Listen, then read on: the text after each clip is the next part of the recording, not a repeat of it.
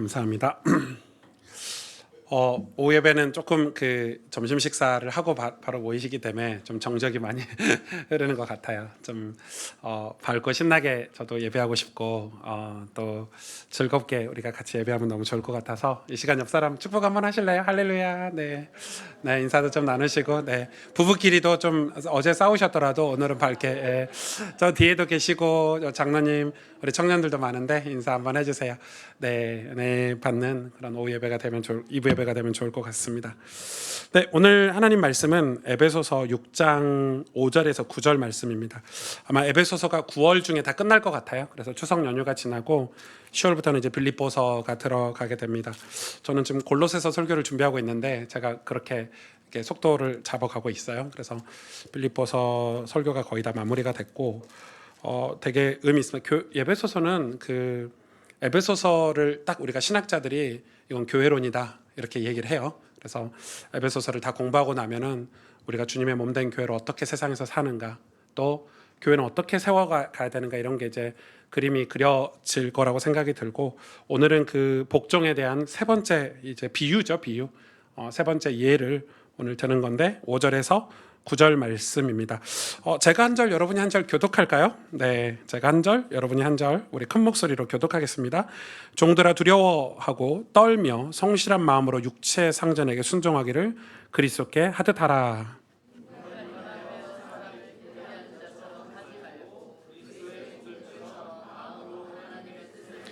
기쁜 마음으로 섬기기를 주께 하듯 하고 사람들에게 하듯 하지 말라.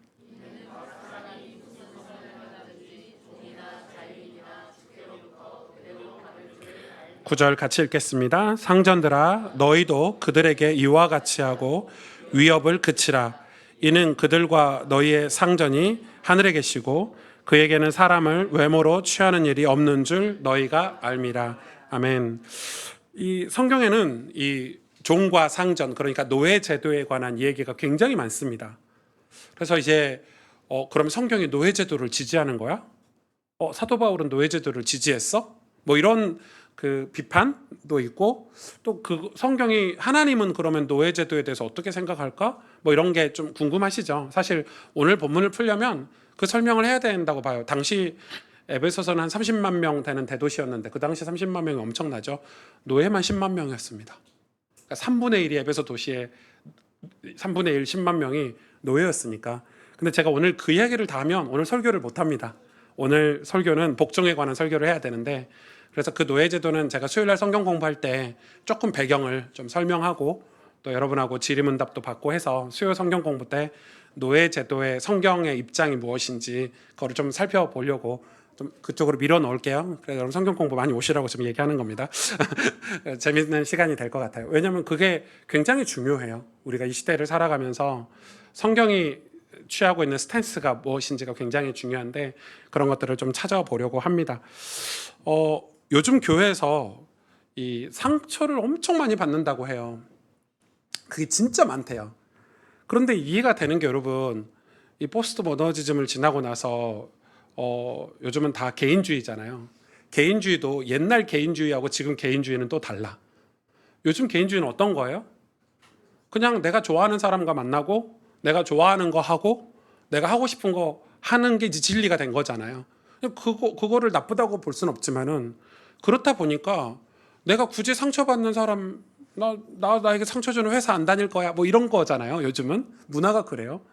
교회는 근데 교회는 정말 다양한 사람들이 모여 있잖아요. 정말 다양한 직업군, 다양한 연령층이 모여 있어요. 여기서 상처를 어떻게 안 받을 수 있어요? 나는 이 교회에서 상처 안 받아. 나한테 위로를 주는 교회 갈 거야. 온교도 거기도 똑같아요, 사실은. 왜냐하면 교회는 사람들이 많이 모여 있는 곳이기 때문에, 수백 명, 수천 명 모여 있는 곳이기 때문에 상처를 많이 받을 수밖에 없죠. 제가 어떤 집회를 인도하러 가서 이 본문을 갖고 설교한 적이 있는데 물어본 거예요. 여러분 교회 가서 상처 받으신 분 손 한 번이라도 상처 받은 분 손 들어보세요. 이렇게 물어봤어요. 해볼까요? 여러분 교회 가서 상처 한 번이라도 받으신 분, 와, 안 드신 분 진짜 한 번도 안 받았다고요? 나도 수백 번 받았는데 교회 가서 진짜 안 받았다고? 와. 근데 너무 웃긴 거, 제가 두 번째 질문을 꼭 하거든요. 그럼 나는 교회에서 상처를 한 번이라도 줬다. 한 명도 안 들어. 오, 누구한테 줬어요? 그래도 양심이 좀 있으시네. 보통은 상처받은 사람은 많은데 상처 준 사람은 한 명도 없더라고요. 도대체 누가 준 거야, 상처를? 한 명도 자기는 상처 준 적이 없대. 자기는 받기만 했지. 준 적이 없다. 뭐 이렇게 얘기를 해요. 그거는 왜 그렇죠? 우리 양심이 다 고장나서 그렇죠. 저는 이제 신학적으로 이 양심에 대한 지지는 제 입장은 저는 이 양심이 영혼이라고 생각하거든요. 그래서 저는 우리의 영혼이, 우리 양심이 고장났기 때문에 그렇다. 여러분, 이 은혜를 못 받는다는 말은 이 양심이 타락한 거거든요. 양심이 변질된 거거든요. 양심이 고장난 거예요. 근데 여러분이 오늘 에베소서의 이 복종을 설명하면서 아내와 남편, 자녀와 부모, 오늘 세 번째 종과 상전 세 번째 챕터가 들어가는데 이 전부 복종을 설명하는데 여러분 특징을 하나 아시겠습니까? 특징이 뭐죠? 성경을 쭉 읽어보면 여러분 제 설교만 듣고 이 본문 안 읽어보십니까? 읽어보면 무슨 특징이 있잖아요. 전부 주님이 개입될 때. 그러니까 부부 사이에도 주님이 개입하고 부모 사이에도 주님이 개입하고 오늘 본문도 너와 나 사이에는 여러분 종과 상전은 상처를 줄 수밖에 없는 관계잖아요. 주인과 종이 어떻게 상처를 안 줄 수 있는 관계예요. 무조건 상처를 줄 수밖에 없는 관계가 너와 나 사이인데 거기에 주님이 개입하면, 주님이 주인 되어 주시면, 우리가 종도 주님을 바라보고 상전도 주님을 바라보면 그 대인 관계가 달라질 수 있다. 이거죠. 이게 오늘 본문의 핵심이라고 생각이 들어요. 여러분, 인간이 창조될 때 짐승과 다르게 창조된 게 있대요. 인간이라는 헬라어 단어가 안드로포스라는 단어예요. 제가 이 안드로포스를 학교 다닐 때도 외웠거든요.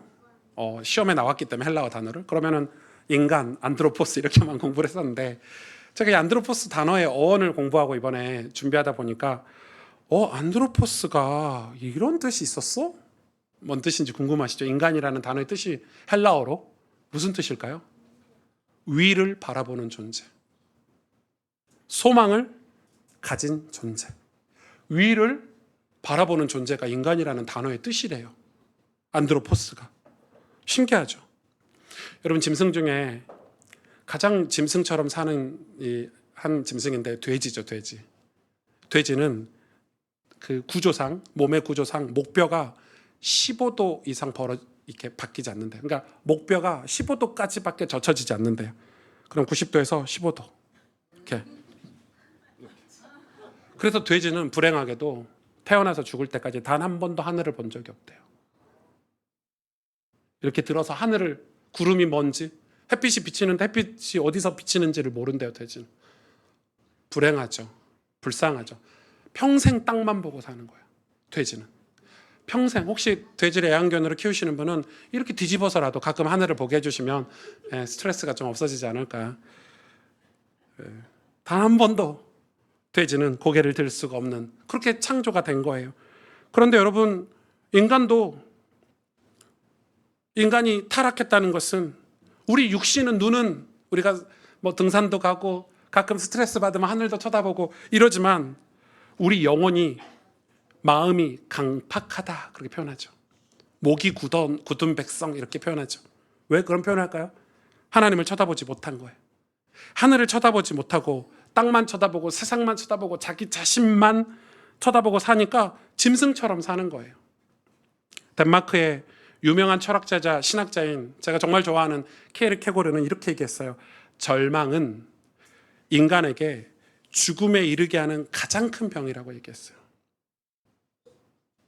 이 덴마크가 낳은 세계적인 신학자 아닙니까?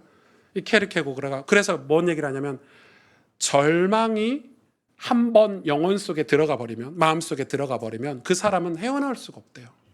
그렇게 절망이 무섭대요. 그 절망이라는 게 인간을 죽음까지 이르게 한대요. 그런데 요즘도 그렇잖아요, 여러분. 뭐 어떤 절망이라는 게 어떤 이 상황이라는 게, 안 좋은 상황이라는 게 싹 내 몸속에 쑥 들어와 버려요. 그러면 그 사람은 분명히 일해서 열심히 살 수도 있고 또 여기에 가면 빛이 있을 수 있고 저기 가면 해결책이 있을 수 있는데 거기서 절망이 죽음까지 이르게 하는. 제가 한 3주 전인가 2, 3주 전인가 어떤 기사를 보니까 데이트 폭력에 관한 요즘 그런 기사들이 많죠. 이 남녀가 한 4년 사귀었대요. 4년 사귀었는데 이 여자 입장에서는 결혼할 때가 됐는데 남자가 이제 결혼 배우자로 마음에 안 드는 거야. 그래서 헤어지자고 그런 거야. 헤어지면 되죠. 몇 번 노력을 했는데 아니면 헤어지면 다른 여자 만나면 되잖아요. 이 남자가 거기에 사로잡힌 거지. 그래서 집 앞에 가서 24시간. 나중에는 그 부모를 죽이고 그 여자도 죽이고 나도 죽어야지 했는데 자기만 안 죽었어. 이런 끔찍한 범죄를. 왜 그렇죠? 갇혀버린 거죠. 절망에. 사로잡힌 거죠. 그런 남자들 만나지 않기를 우리 청년들 축복합니다.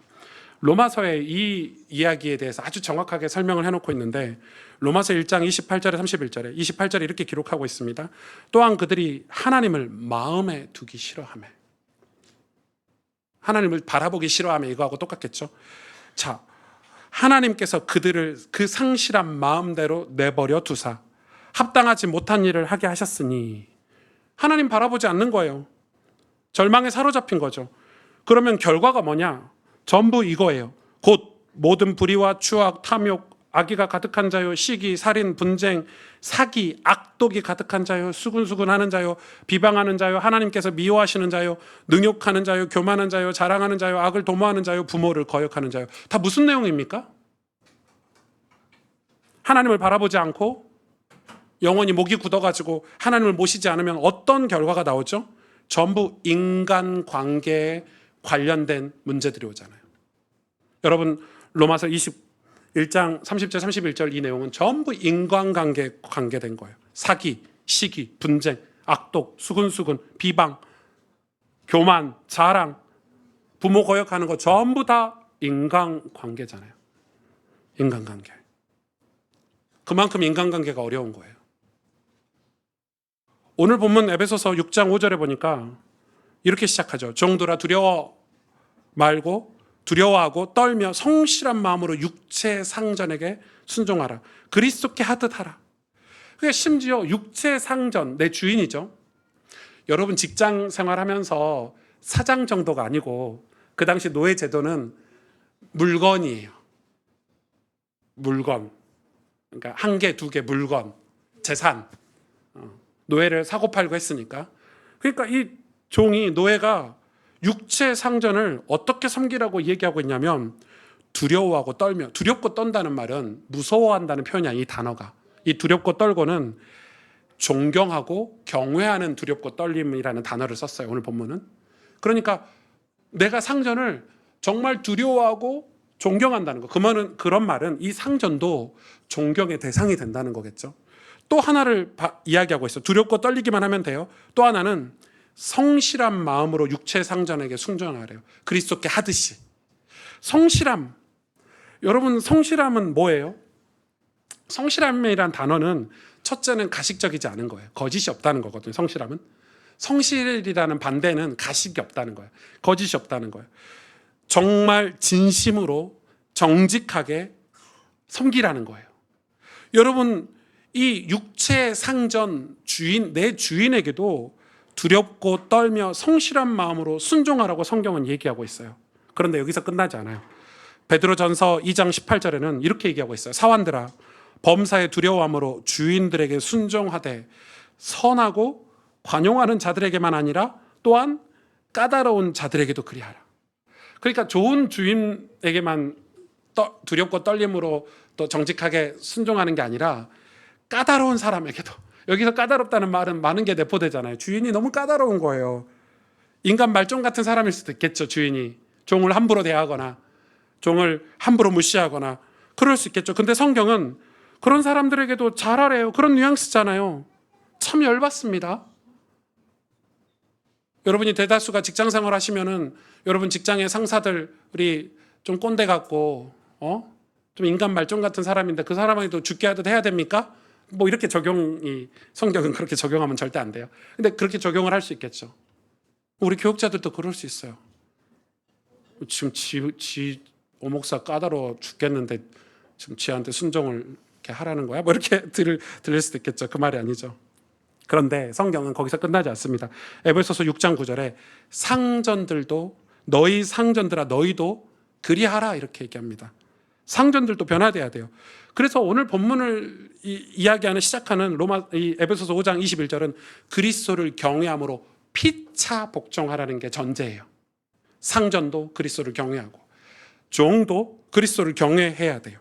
그래서 기꺼이 순종하라는 것이, 윗사람들도 기꺼이 순종할 수 있는 상전이 되라는 것이 성경에 가리키는 핵심 원리예요. 수요일 날 말씀을 드리겠지만, 그런데 이 고린도전서 7장 23절에 이런 말씀이 있어요. 너희는 값으로 사신 것이니 사람들의 종이 되지 말래요. 아니 그 당시 노예제도가 뭐 한 도시의 3분의 1이 노예인데 사람들의 종이 되지 말래요. 근데 여기서 사람들의 종은 둘로스라는 단어를 써요. 종은 둘로스 들어보셨죠? 이 둘로스라는 단어는 강제적인 노예를 뜻해요. 그러니까 전쟁이나 침략, 옛날에는 부족 국가들이 이 전투를 해서 이기면은 이 상대방 부족, 진 부족은 이긴 부족의 전부 노예가 됐어요. 여러분 우리나라도 그런 역사가 많아요. 우리 뭐 청나라나 뭐 이런 데하고 전쟁하고 나면은 우리 전부 노예로 끌려갔습니다. 가서 집에 가서 시녀하고 시종하는 거예요. 조선 사람 데려다가. 그래서 그들 문화 속에 우리 한국의 문화들이 있는 거예요. 수천 년 전에 다 끌려갔어요. 전쟁하면, 왜냐하면 자기들이 밭에서 일할 사람도 구해야 되고 해야 되는데, 그렇게 전쟁을 일으키는 이유가 그런 이 물력 자원을, 인력을 노예로 얻기 위해서 전쟁을 하는 거예요. 그런데 이 종이라는, 여기서 쓰는 이 강제적인 노예를 둘로스라고 해요. 그러면 또 하나의 단어가 있어요. 노예라는 또 하나의 단어. 특히 헬라에서 쓰는 단어인데 디아코노스라는 단어를 써요. 똑같은 노예라는 단어를 지칭해요. 근데 이 디아코노스는 자발적인 노예. 내가 스스로 노예가 되다. 근데 여러분 어떻게 우리가 스스로 노예가 될 수 있어요? 근데 이거는 엄청난 영적인 비밀이 있어요. 이게 일종의 희년 제도를 설명하면서 구약에, 여러분 구약의 율법이 얼마나 완벽한 줄 아십니까? 하나님이 정말 그 부족국가 비참하게 우상을 섬기면서 인류가 어떻게 올바르게 사는지 방법도 모르는 그 인류에게 율법을 주셨는데, 그 율법이 얼마나 대단한지 보세요. 정말 타락한 인류를 구원하기 위해서 주신 율법, 출애굽기 21장 2절 노예제도에 대해서 이렇게 설명하고 있습니다. 내가 히브리 종을 사면, 노예를 사는 거죠. 그는 6해 동안 섬길 것이요 7째 해에는 몸값을 물지 않고 나가서 자유인이 될 것이며. 하나님이 그 부족국가들이 전부 노예를 데리고 있는데, 야 부족국가 노예 다 해방시켜 이랬으면 다 반발했겠죠. 그래서 하나님은 그렇게 인간이 스스로 노예제도를 없앨 수 있는 길을 여신 게 율법이라는 거예요. 근데 보세요, 얼마나 합리적인지. 6년간 노예로 쓰고 7년째 희년제도를 설명하면서 7년째는 몸값을 받지 말고 자유인으로 풀어줘라 이렇게 얘기하는 거예요. 그럼 주인도, 하나님을 섬기는 주인들도 6년은 그래도 노예로 쓸 수 있고 그 은혜를 베풀어서 7년째는 풀어줄 수 있구나, 이런 법이 생긴 거예요. 이게 희년제도인데 여기서 끝나지 않죠.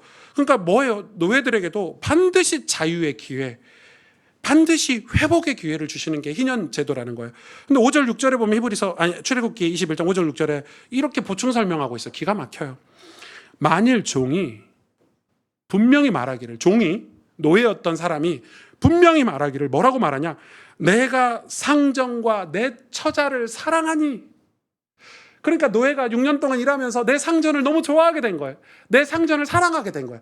상전을 사랑했다는 말은 상전이 얼마나 잘했겠어요? 그리고 내 처자가 있다는 거는요, 그 당시에 기적이에요. 노예는 결혼 담보를 못해요. 내 처자가 어디 있어요? 물건인데. 애 낳잖아요? 애를 팔아버려요, 바로.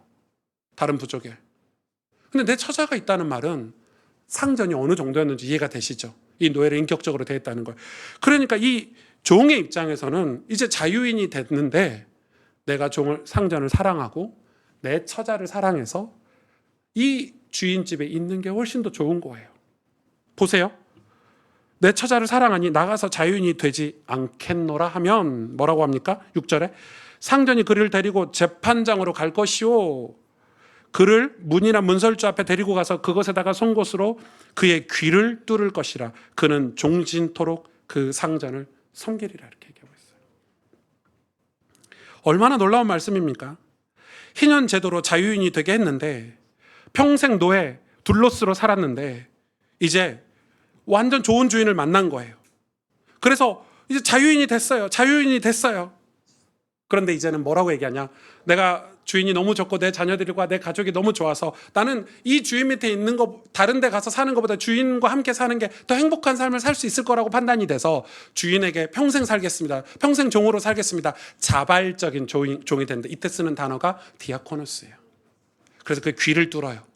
그 증명으로. 그럼 사람들이 보고 아는 거예요. 이 종은 사고 파는 종이 아니야.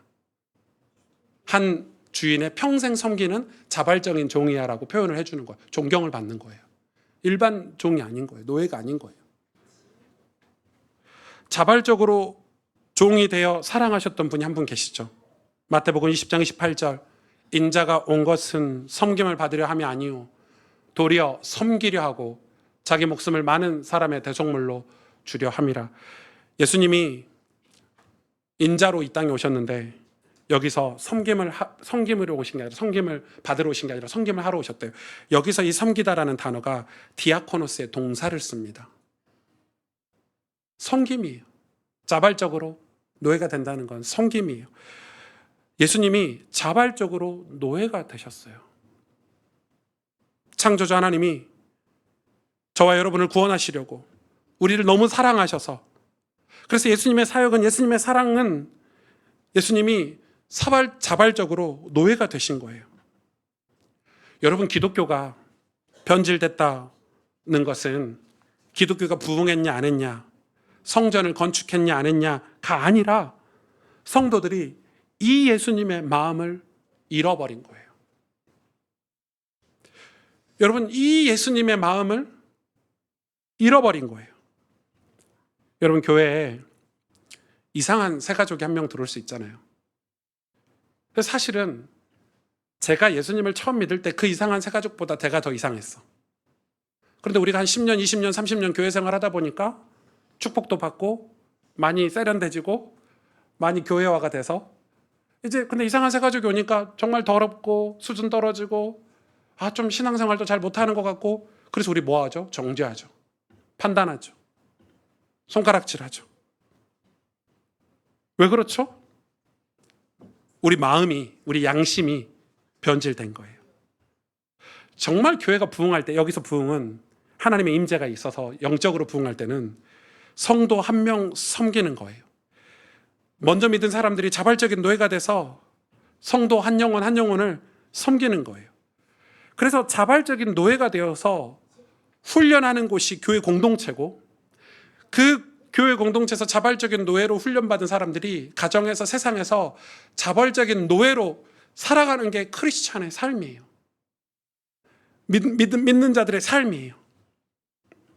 그런데 우리 교회들은 그런 자발적인 노예가 된다는 거에 대해서 큰 의미를 부여하지 않는 것 같아요.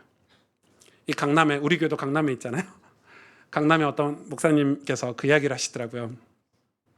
교회 그 권사님들이 그 소그룹 모임을 한대요. 구역 모임을 하는데 권찰 모임 이런 걸 하는데 다들 그 한 성도님들이 이 고민이 돼서 상담이 왔대요. 근데 뭐가 고민이었대? 그 모임에 전부 명품백, 뭐 고급 옷 그런 거 입고 이렇게 구역 모임을 한대요. 예배 모임을 한대요.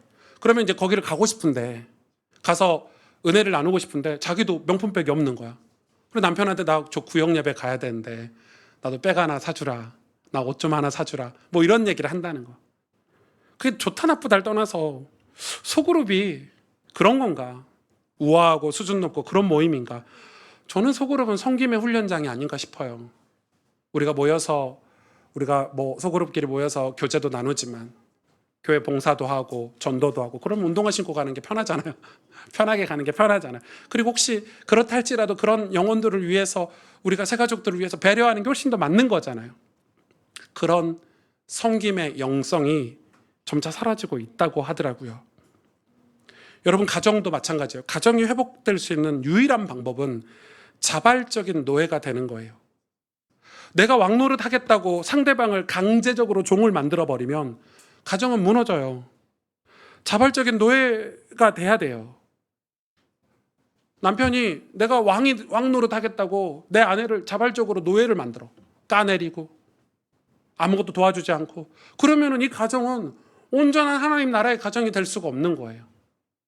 부모 자식 간에도 그렇고 모든 관계에서 그래요.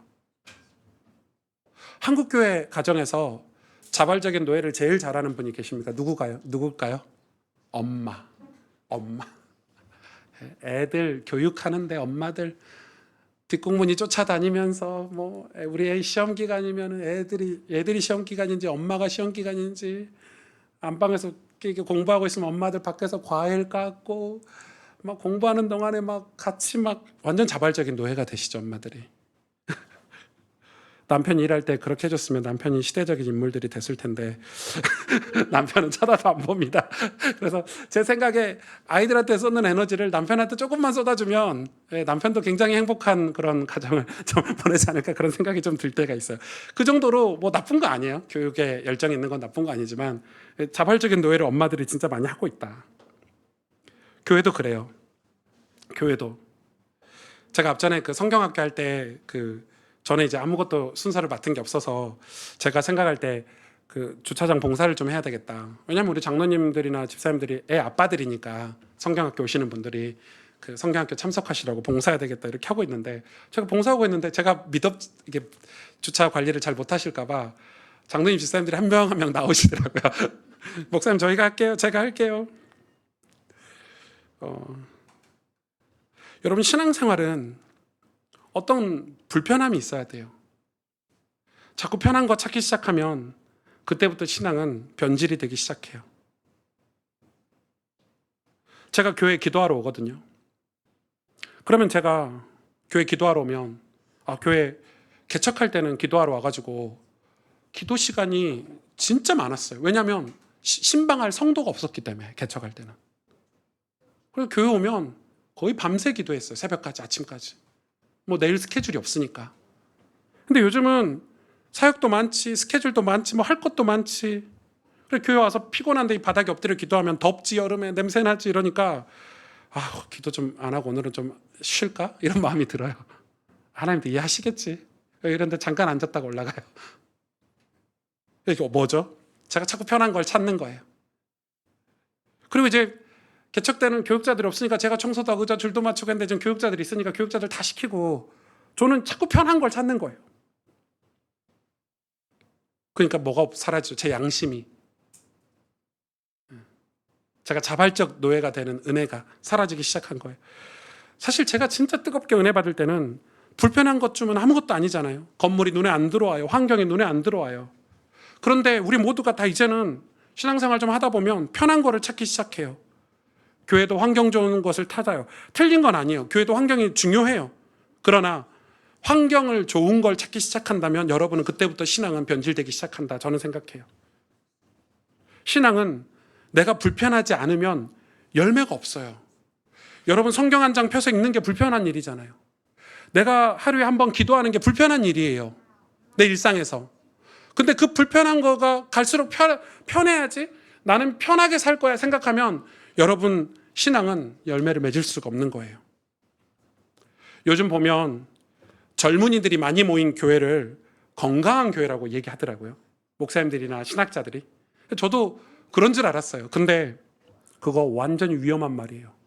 우리 교회도 젊은 사람이 많이 모이니까 막 교수님들이 와서 보고 막, 야, 목사 진짜 목회 잘하네. 어떻게 젊은 사람이 이렇게 많아. 이렇게 하지만은 여러분, 그거는 교회를 철저하게 기능으로만 봤기 때문이에요. 기능으로만 봤기 때문에 젊은 사람이 많이 모이는 교회는 좋은 교회다, 건강한 교회다. 그러면 어른들이 많이 모이는 교회, 노인들이 많이 모이는 교회는 건강하고 젊은 교회 아닙니까? 아니, 좋은 교회 아닙니까? 어른들이 많이 모인 교회도 좋은 교회고 젊은이들이 많이 모인 교회도 귀한 교회예요. 근데 우리는 기능으로만 보는 거예요. 에베소서 6장 9절에 상전들아 너희도 그들에게 이와 같이 하고 위협을 그치라 하면서 뭐라고 얘기하냐면, 이는 그들과 너희 상전이 하늘에 계시고 그에게는 사람을 외모로 취하는 일이 없는 줄 너희가 압니다. 하나님은 사람을 외모로 취하지 않으신대요. 사무엘상 16장 7절에 여호와께서 사무엘에게 이르시되 그의 용모와 키를 보지 말라. 내가 이미 그를 버렸노라. 왜? 사무엘이 사울 왕을 아까워했어요. 너무 잘생기고 멋지고 리더십 있으니까. 근데 하나님은 그를 버렸대요. 그러면서 뭐라고 말씀하십니까? 내가 보는 것은 사람과 같지 아니하니 사람은 외모를 보거니와 나 여호와는 중심을 보시느니라. 거기서 끝나지 않아요. 역대하 19장 7절에 그런즉 너희는 여호와를 두려워하는 마음으로 삼가 행하라. 왜 하나님을 두려워함으로 삼가 행하라고 얘기합니까? 보이지 않는 하나님을.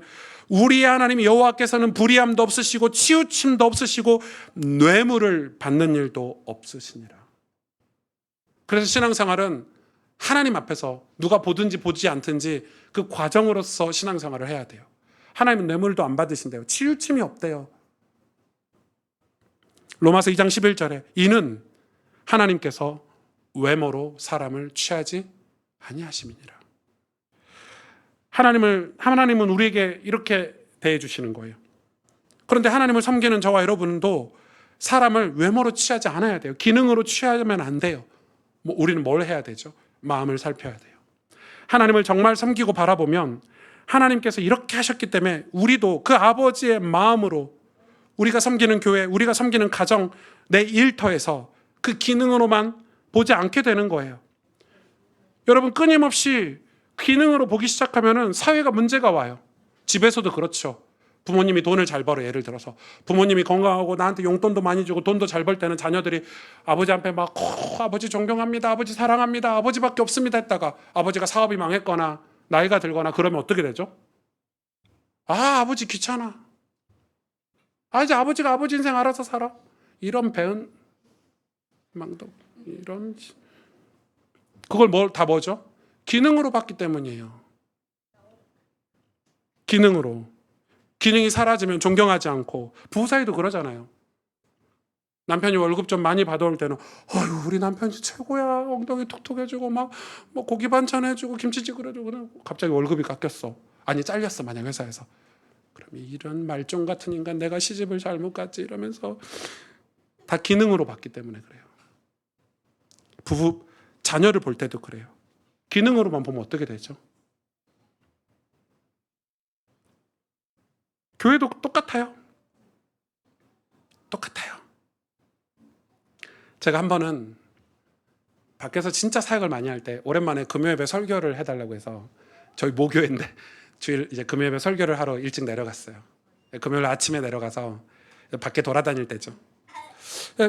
금요예배 설교를 이렇게 하고 기도회 때 맨 앞자리에 앉아서 기도하는데 제 뒤에 칸 있지도 않아요. 제 뒤에 칸에 저희 교회 전도사님, 전도사 된 지 얼마 안 된 전도사님 한 분이, 남자 전도사님이 기도를 하는데, 원래는 저는 여러분 제가 기도하면 남 기도 신경 안 쓰고 제 목소리가 크니까 저 혼자 막 기도하거든요. 근데 그날따라 그 전도사님이 흐느끼면서 기도하는 게 귀에 딱 꽂혀가지고 제가 1시간을 그 전도사님 기도 소리를 들은 거예요.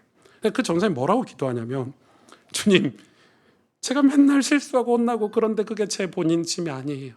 전 잘하고 싶은데, 전 하나님 잘 섬기고 싶고 사역도 잘하고 싶은데 왜 저는 맨날 이렇게 혼나고, 뭐 이런 기도예요, 내용이. 근데 그분이 늦게 전도사가 됐어요. 나이도 저보다 많으세요. 그래가지고 이 실수를 하니까 성도들이 뒤에서 수근수근 거리고 장로님들이 뒤에서 수근수근 거리고 막 그랬거든요. 나이 먹고 왜 이렇게 저렇게 막 하냐고. 근데 저도 모르니까, 그 전사님 잘 모르니까 그런 얘기 하면은 그러게 맨날 실수한대요. 왜 그것도 잘 못한대요. 나 전도사 때 실수한 거 생각 안 하고, 저 목사 때. 저도 같이 말 얹혀가지고 같이 흉보고 막 이랬거든요. 근데 그날 그 기도 소리를 거의 1시간을 들었는데 제가 마음에 엄청 회개하는 마음이 생기는 거예요. 마음이 아프더라고요. 그래서 제가 그 주에 가서, 그때가 9월인가 그랬는데 그 주에 가서 저희 목사님께 그랬어요. 목사님, 저 전사님 내년에 저희 교구하고 제가 중고등부 사역하는데 저희 중고등부에 좀 보내주시죠. 제가 그랬어요. 괜찮겠어? 첫 마디가 목사님도 걱정돼가지고 괜찮겠어? 괜찮을 것 같아요. 제가 잘 모시고 잘 섬기고 할게요. 제가 그분하고 오래 사역은 못했어요. 근데 그분하고 같이 사역하면서 너무 좋은 거예요. 그분은 엄청 성실해요. 거짓이 없어요. 누구를 만나고 누구를 사역했다는 거 늘 전화를 주시고요. 제가 전화 받는 거 싫어하는데도 늘 전화 줘서, 목사님 안 힘드세요?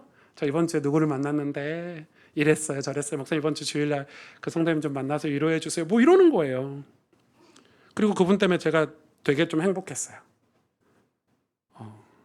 그분도 개척하셨거든요. 잘하시지 않을까 생각이 들어요. 정말 영혼을 사랑하는 분이셨고. 여러분, 우리 인생에 하나님이 개입하시면 우리는 자발적인 노예가 되는 거예요. 빌립보서 2장 5절에 너희 안에 이 마음을 품으라 곧 그리스도 예수의 마음이니, 이 예수의 마음이 어떤 마음인지 6절부터 쭉 나와 있죠. 예수님이 십자가에 이 땅에 오셔서 저와 여러분을 위해서 십자가에 순종하셨잖아요. 하나님 말씀에 순종해서 죽으셨죠. 그리고 부활하셨잖아요.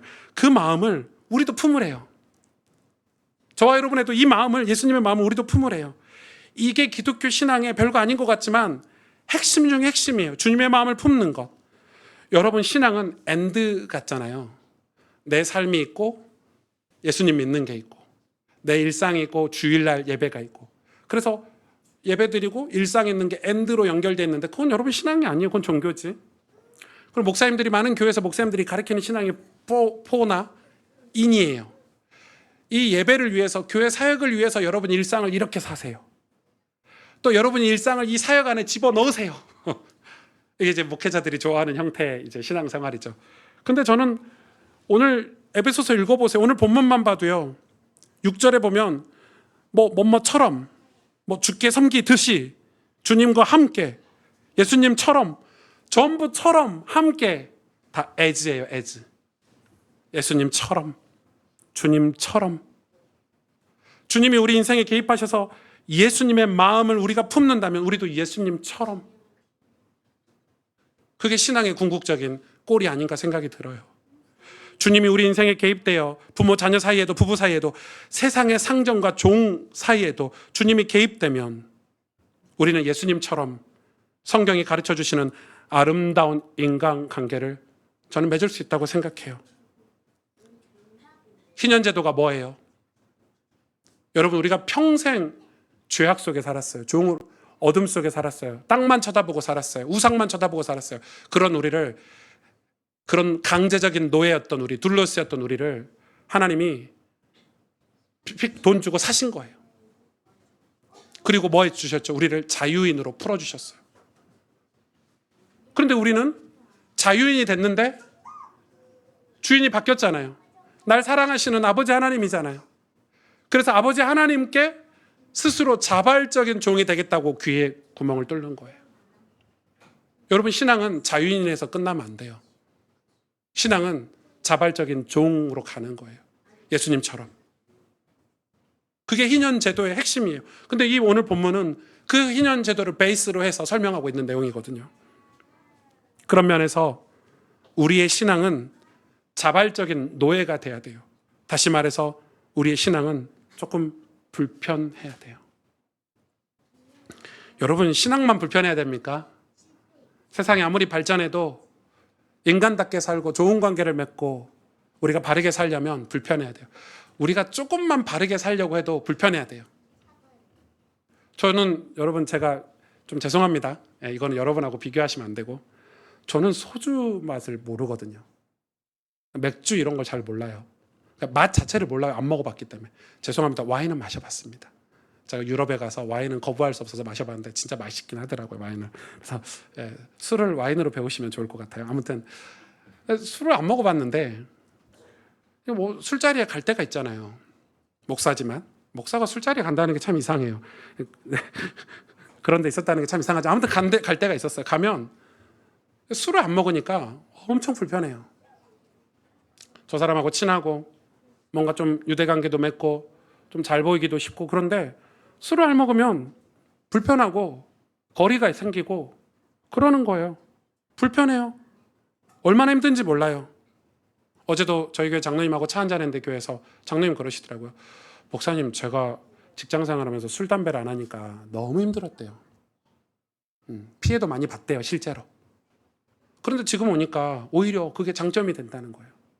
이 MZ세대들이 오고 나서는 오히려 좋은, 자기 이미지도 더 좋아지고 깨끗해지고 하니까 더 직장에서 오래 일할 수 있고, 그런 얘기 하시더라고요. 반드시 열매가 있는 거예요. 여러분, 주님이 개입하시도록 우리의 신앙이 조금 불편해야 돼요. 성경 읽는 거 불편하죠? 기도하는 거 불편합니다. 주일에 멀리까지 예배 오는데 불편합니다. 오다 보면 오늘처럼 무슨 서리풀 행사가 있어서 길도 막히고 그럼 불편하죠? 그래도 혼자 오거나 부부끼리 오면 덜 불편해. 저희 교회처럼 이렇게 어린아이들 챙겨서 오려면 불편한 게 아니라 열불 터집니다. 엄마들. 다른 날은 일찍도 일어나는데 주일날은 안 일어나지. 옷 입는다 그러면 나 빨간 거 입기 싫다 그러지. 이거 신어 이러면 바빠 죽겠는데 교회 가야 되는데 이것이 읽기 싫다고. 이제 저희도 아들 둘이잖아. 저는 아침에 와이프가 혼자 챙겨오니까 그 마음이 어떤 마음인지 알거든요. 전쟁 같을 거예요. 주일 아침에. 교회 맨날 지각하면 또 목사님 지각한다고 잔소리하지. 열불 터집니다. 그런 불편이 주님이 우리 인생에 개입하시는 불편이에요. 그래도 그 불편을 감수해야 돼요. 거기서 편리를 선택하잖아요. 거기서 편함을 선택하는 순간 뭐 온라인 예배 드릴까? 이거는 여러분 금요 예배 때 기도하러 오시는 거 불편하죠. 얼마나 교회가 막힙니까 주변에. 그런데 금요 예배 때 오셔서 기도하시는 분은 알 거예요. 그 은혜가 얼마나 큰지. 여러분 은혜 받기 위해서 기도하시기 위해서 불편을 감수하셔야 합니다. 그 불편이 우리의 영성을 세워주고 그 불편이 우리의 신앙에 열매를 맺게 한다는 걸 아셔야 합니다. 자발적인 노예가 되어 우리는 섬겨야 되는데 제가 내년부터 저희 교회 이제 10주년도 되고 새 교단으로 옮겨서 이제 이 기도하고 있는 내용 중에 하나가 저희 교회 중에 하나가 저는 저희 교회 안에 이제는 수많은 소그룹들이 자발적으로 생겨나기를 원해요. 장로님 권사님들이 기도 모임도 하시고 교제도 하시고 그런 모임도 하고 나서 지역에 어려운 이웃도 찾아가 섬기고 등산도 하시고 등산 좋아하시는 분 교회에서 등산 모임도 만드시고 그래서 한 달에 한 번 아니면 분기에 한 번 등산도 가시고 등산 갈 때 쓰레기 봉투 하나씩 들고 가셔서 이 산에 있는 쓰레기도 주워 오시고 쓰레기 봉투에 가스펠 꽤 크게 붙이시고 이렇게 얼마나 좋아요. 네. 그런 모임도 좀 하시고 그런 소그룹들이 막 생겼으면 좋겠어요. 자발적 노예가 되어 섬기는 소그룹. 우리 교회 성가대가 있거든. 일부에 성가대도 그 중에 하나죠. 성가대 지휘자님이 우리 혜원 집사님이 얼굴 보셨는지 알겠지만 성악가세요. 근데 이제 애가 이제 태어난 지 1년 됐어요. 근데 여러분 성가대 지휘가 애가 멀쩡할 때도 하기 힘든데 그 주중엔 또 일도 하신대. 뭐 주일날에 애 아프면은 성가대도 지휘도 못 하잖아. 열나고 이러면은. 전 진짜 고맙더라고요. 감사하고. 여러분 성가대 지휘하는 거 당연한 거 아닙니다. 고마워요. 감사해요. 너무 기뻐요. 서로 돕더라고요. 근데 또 애 아파서 한 번씩 못하면 우리 형만 장로님 같은 분이 성가 대장님이시거든요. 지휘도 잘 못하는데 꼭 자기가 지휘를 해. 비교가 엄청 돼요. 지휘 비교가. 그래서 저는 장로님 잘하니까 이렇게 하는데도 그런데 기쁜 마음으로 그 공백을 다 메워요. 보니까 진짜 서로 돕고 서로 그리고 더 중요한 거는 찬양이 좋은 사람들이 모였어요. 찬양을 좋아하는 사람들이 모였기 때문에 연습도 엄청 많이 해요. 오늘 일부 찬양 한번 들어보세요. 연습 얼마나 많이 하셨는지. 찬양으로 교회를 섬기는 거예요. 성가대 계시니까 예배가 다르잖아요. 주일날 아침에는 2층 4층에서 교사로 섬기는 분들도 있어요.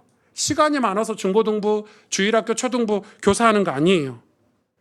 할 일이 없어서 하는 거 아니라니까요. 전부 주님이 그들의 인생 가운데 개입해서 은혜가 있으니까 섬기는 거예요. 디아코노스가 된 거예요. 제가 태영아부 예배를 한번 가봤는데 10분도 못 있겠더라고요. 왜냐하면 윤빈이 같은 애들이 한 20명 있는 거예요. 윤빈이 한 명도 힘든데 저희 둘째 한 명도 힘들거든요. 여러분 윤빈이하고 한 2시간만 놀아보세요. 집에 가고 싶다 생각이 절로 들 거예요. 그런 애가 20명 있어. 그러니까 얼마나 교사들이 힘들겠어요. 말귀를 전혀 못 알아먹는 아이들이. 거의 전쟁터입니다. 요즘 우리 아이들이 많이 태어나가지고 태영아부가 부흥될 예정이에요. 이번 달에만 2명 태어났잖아요. 어제 또 신방한다고 전화했더니 한 신혼부부가 또 임신하셨대. 내년에 또 나오다.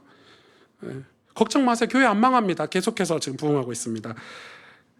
계속 아이들이 태어나고 있어요. 근데 뭐 교사 한 명만 빠져도 난리고. 그래서 우리 그런 교사들이 예배를 섬기고 지금 이 자리에 와 계시는데 섬기니까 또 부모님들이 편하게 예배를 드리는 거예요. 주일날 일부 예배 때. 얼마나 감사해요. 교회는 자발적인 노예가 되어 섬기는 훈련장이에요. 여기서 훈련하면 그 훈련으로 가정도 섬길 수 있고요. 여러분의 삶의 터전도 섬길 수 있어요. 그렇게 섬겨서 노예 제도를 로마가 폐기한 거예요. 노예 제도를 없앴다니까요. 나중에 역사를, 그럼 뭐 다시 노예제도 끄집어가지고 전쟁 중에 뭐 미국의 노예제도 없앤 것도 얼마나 기독교 역사가 많은지 모릅니다. 뭐 수요일 날 재밌게 한번 노예제도에 대해서 얘기를 해볼 거고요. 여러분 가정에서도 자발적 노예가 되어 섬겨보세요. 내가 왕 노릇하면 신앙이 발전하지 않아요. 자발적 노예가 되어서 섬겨보세요. 여러분 진짜 크리스찬이라면 세상에서도 그렇게 하셔야 합니다. 자발적인 노예가 돼야 됩니다. 목사님 세상에서 그렇게 살면 손해봐요. 손해 안 봅니다, 여러분. 하나님이 다 지켜보고 계시잖아요. 오히려 크리스찬들이 이 희년 제도의 은혜를 모르고 진짜 구원의 은혜를 모르고 우리가 자발적 노예가 되지 않았기 때문에 세상이 어려운 거 아닌가요, 여러분? 하나님은 우리가 자발적 노예가 되어서 섬길 때 분명한 열매를 우리에게 허락하실 거예요. 우리를 죄에서 완전히 건지셔서 자유인이 되게 하셨는데 거기서 멈추지 마시고 이제 예수님을 닮아 주님처럼 자발적 노예가 되어서 디아코노스가 되어서 우리가 세상을 섬기고 한 영혼 한 영혼을 섬기는 그런 아름다운 주님의 종으로 사시기를, 주님의 아름다운 디아코노스로 사시기를 주의 이름으로 축복합니다. 기도하겠습니다.